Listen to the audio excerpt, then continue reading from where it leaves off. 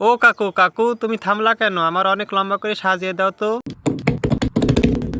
আরে কাকু, হয়েছে হয়েছে, এবার থামো। তুমি কি ভুসকলি পা বানাবা নাকি? আচ্ছা কাকু, তুমি এতগুলা বিস্কুটে কি করবে? তুমি কিন্তু এর আগের বার গাল ফাটিয়ে দিয়েছিলে, এবার কিন্তু তেমন কিছু করো না। ওরে শালা, কাকু দিয়ে অনেক বড় হারামি। আচ্ছা কাকু, তুমি আজকে গাল ফাটিয়ে কি বানাবে?